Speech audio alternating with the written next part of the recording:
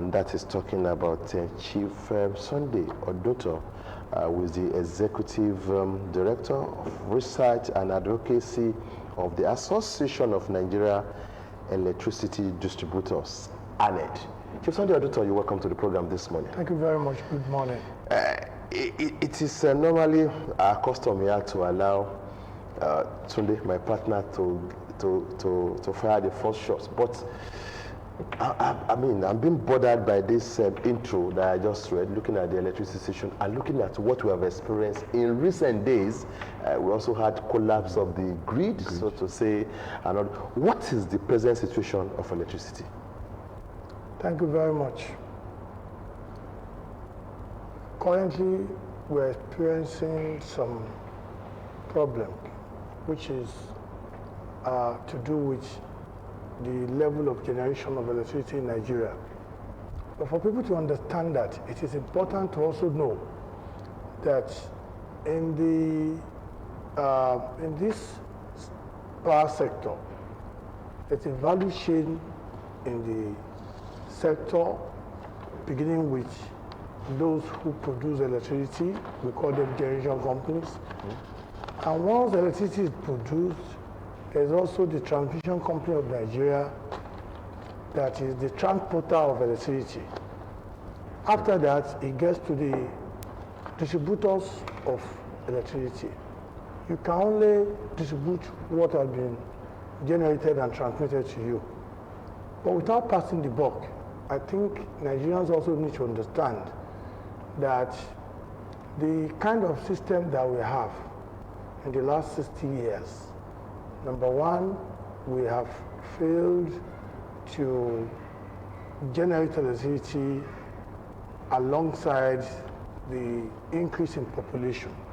So that means as we are planning in the sector, we are supposed to look at the population of the country. Normally, you should have 1,000 megawatt of electricity for 1 million populace. So all you have today is far less than what we need. So we are not where we are supposed to be, even though we are better today than we were 7 years ago.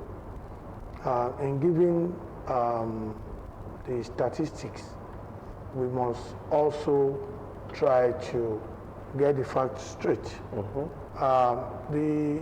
The constraint that we have had in the last few weeks, first of all, there were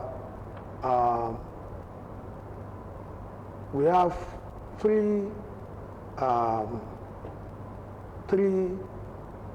companies that generate electricity using water, hydro.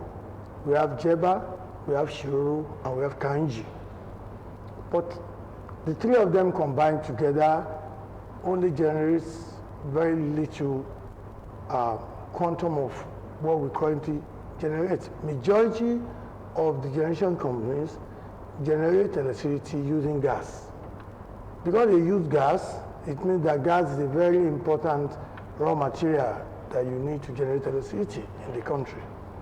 Now, there have been issues with gas, shortage of gas in the last few weeks. Shortage of gas, there were instances of gas line vandalization. Once you cannot get gas to the company that generates electricity, then there will not be electricity. Number three, there have been issues with the transmission grid. The transmission line in the country requires a lot of work to be done, and I will acknowledge that government has been making, federal government has been making some effort to fix that, because the TCN, that transmission company of Nigeria, belongs to the federal government 100%. So when people talk about privatization or that we are private, yes, 60% of discos that I represent are privately owned and managed, 40% still in the government hand. But in the case of the transmission company, it is still 100% in the hand of the federal government of Nigeria. That is not passing the buck. That is not to say that efforts are not being made. But I'm saying that once you don't produce a product, once the product does not get to the distributor or retailer of the product. Before you start blaming IBDC here, or Ikeja Electric, or Eco Electric Distribution Company, before you start blaming Iyamulika that sell bread at Yano Mortuary, you have to first of all know that for a woman to sell bread, there must be a baker that has produced the bread. And before you start pointing accusing fingers at the baker, you have to also be sure that the baker has been able to get flour. No flour, no bakery. No bakery, no bread seller. That's what's going on. So in a nutshell, and the system collapse, the last that happened, there have been 3 in the last 4 days. It has been restored. I'm hoping that effort will be made, but I would just want to apologize to Nigerians on behalf of the federal government and all stakeholders in the power sector. I would like to sincerely apologize to Nigerians because we are not where we are supposed to be. This is not where we plan to be in year 2022. And we still have a long way to go for us to have uninterrupted power supply in the country. And as we go on, I would still want to also emphasize the fact that as we're talking about lack of electricity, as we're talking about shortage of gas, as we're talking about vandalism, as we're talking about all the issues surrounding this, the constraints here and there, all of us too, as citizens of this country, as consumers or customers of electricity distribution companies, we all have roles to play. Because I understand that even while we have the system collapse, when it was restored, even the little, those few areas, as I speak, some people have light.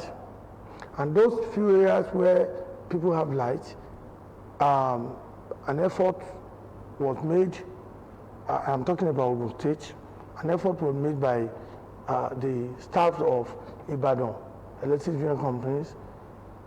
Within 3 hours, they found so many premises on a stretch of road, I don't want to be naming names, on a stretch of road in the state capital, they found more than 6 premises where meters were bypassed. So the little that we have are being stolen. So we have problem with sufficiency. We are not efficient enough. We're not giving you the power. But even when we now give the little, you steal. So that means all of us have a role to play. On the side of us as stakeholders, as operators, we need to up our game. On the side of our customers, we also all need to work together. Because the little that we have, if the little quantum that gets to you gets stolen as usual, that means that we'll continue to have the major liquidity crisis that has been the main problem with the sector in the last 7 years. So that's not to say that things are okay as it is. I think we can do better than we're doing. I think we cannot continue to have a system that collapses from time to time. The federal government needs to do something about that. That's my opinion. Today? All right. It's almost 10 years since we privatized the power sector. Let me use that word. Now, some people are of the opinion that if Nigeria hadn't privatized, probably there wouldn't be the collapse that we have experienced in the last 72 hours. Okay. And that the collapse might not be unconnected to a sabotage in some quarters. What's your thought on this? First of all, those who do not understand the reason for privatization, the meaning of privatization, the benefit of privatization, I think such people need to be more educated for them to know that government has no business doing business. The system collapse that we're talking about occurs at the government infrastructure. Transmission Company of Nigeria is owned 100% by the federal government. So that has not even been privatized. So it's nothing to do with privatization. Now, talking about sabotage, I wouldn't be able to say for a fact whether or not it is sabotage, but I know that in this country, we've not been able to secure even normal lives and properties. So I would not be surprised if a country where bandits run over a whole state, a country where some local governments are in the hand of bandits and Boko Haram, and you still have governors and government in such a state, a country where security agency will issue one report in a single day, you get 2 reports from the same agency saying 2 different things. Such a country is a country where anything is possible. So I'm not going to sit down here and say, yes, it is sabotage, or no, it is not sabotage. All I know is that for the companies that I represent, the 11 electric distribution companies in the country, the current problem in Nigeria has nothing to do with them. And I'm happy, if you are familiar with the news, in the last 2 weeks, you will see two of our colleagues in the sector, the generation companies and the transmission company, fighting one another, passing the buck and blaming each other.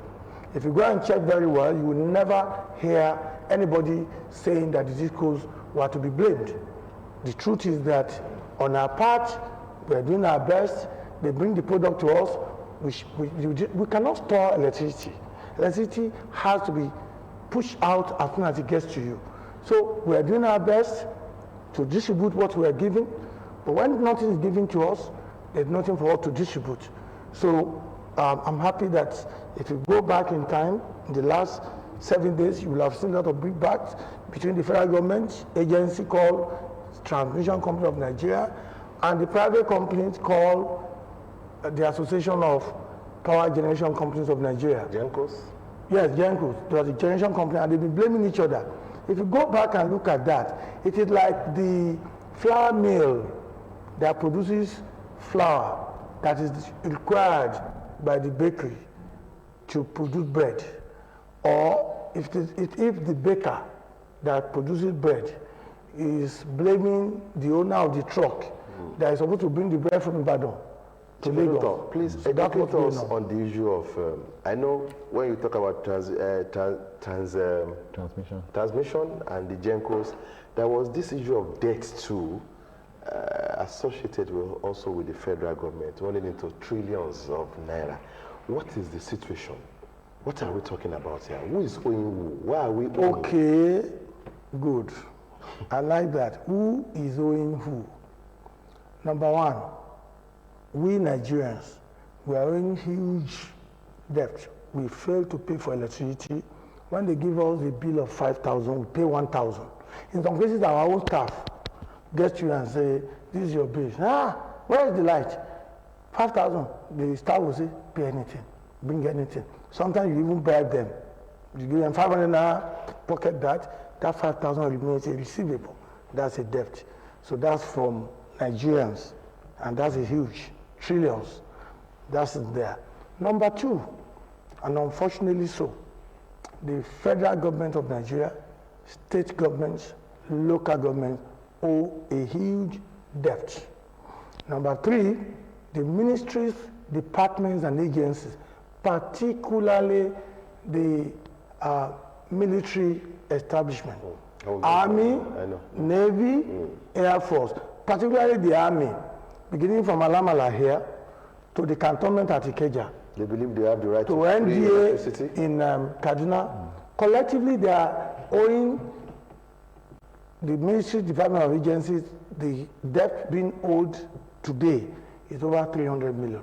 And when you think about that, if those debts are paid, then the distribution companies are able to pay upstream to the generation companies, transmission companies, and all those who are supposed to be paid. So because in the value chain, once you fail to pay your electricity bill 100%, what you have done is you have denied the whole sector the money needed to do the maintenance of their machines, to get the gas, because the gas suppliers are not part of the power sector, and they have to be paid, and you have to pay them before they give you gas.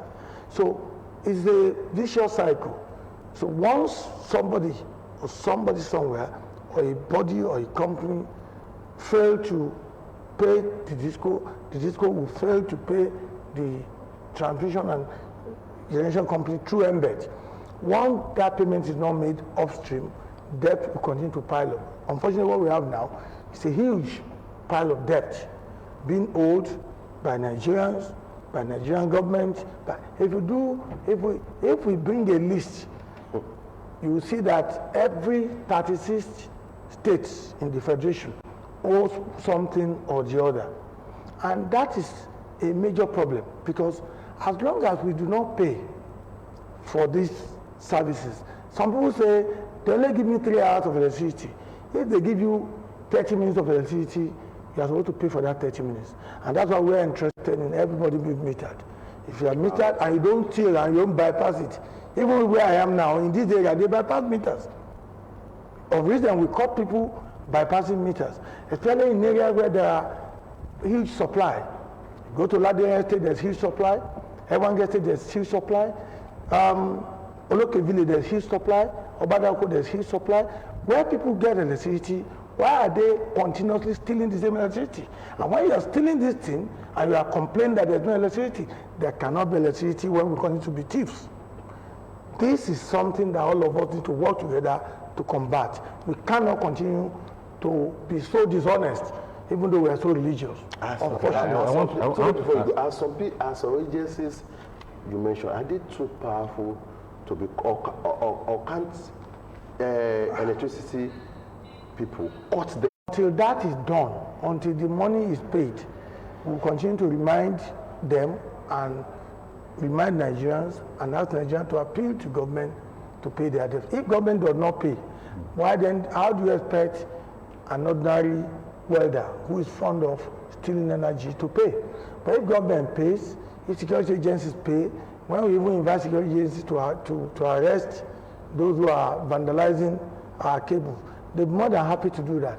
But when the thief, a small thief, or the other thief, knows that the man that has come to arrest him is doing the same thing, then what do you have?